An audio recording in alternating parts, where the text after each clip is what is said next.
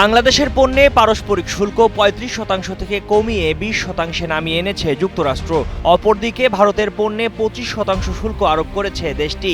ভারতের চেয়ে বাংলাদেশের ওপর আরোপিত শুল্ক কম হওয়ায় ভারতের পোশাক বাজারের শেয়ারে দরপতন দেখা গেছে। ট্রাম্প প্রশাসনের সিদ্ধান্ত ভারতীয় পোশাক রপ্তানিকারকদের ওপর আরও চাপ সৃষ্টি করবে বলে মনে করা হচ্ছে।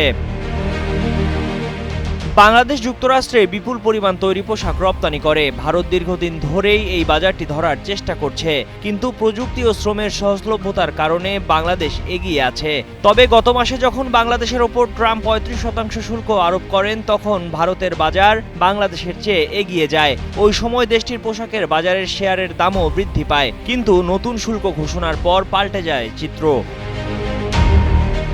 বাংলাদেশের উপর শুল্ক কমানোর ঘোষণা দেওয়ার পরই ভারতের কেপিআর মিলসের শেয়ার ৫%, ওয়েলস্পুন লিভিং এর শেয়ার ২%, আলোক ইন্ডাস্ট্রির শেয়ার ০.৮%, পিয়াল গ্লোবালের শেয়ার ৩.৭%, গোকুল দাস এক্সপোর্টের শেয়ার ২.৬%, কিটেক্স গার্মেন্টসের শেয়ার ৩.21% এবং বর্ধমান টেক্সটাইলসের শেয়ার ২.৮% কমে যায়। অপরদিকে যুক্তরাষ্ট্রের সঙ্গে পাকিস্তান বাণিজ্য চুক্তি করেছে।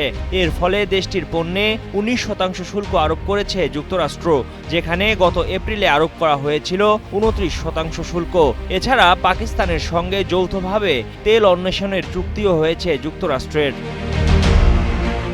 ২৫% শুল্ক আরোপের কারণে ভারতীয় রপ্তানিকারকদের মধ্যে উদ্বেগ সৃষ্টি হয়েছে, বিশেষ করে টেক্সটাইল এবং উচ্চ মূল্যের ইলেকট্রনিক্সের মতো শ্রম নিবিড় খাতে, যা ভারতের বৃহত্তম রপ্তানি গন্তব্য যুক্তরাষ্ট্রে মূল্য প্রতিযোগিতা হারানোর ঝুঁকিতে রয়েছে।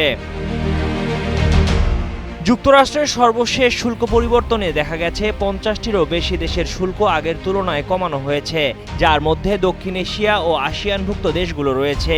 এই অঞ্চলের মধ্যে শুধুমাত্র ব্যতিক্রম ভারত, যেখানে দেশটির ওপর পূর্ব ঘোষিত ২৫% শুল্ক বহাল রাখা হয়েছে। ময়ূখ ইসলাম, কালের কণ্ঠ।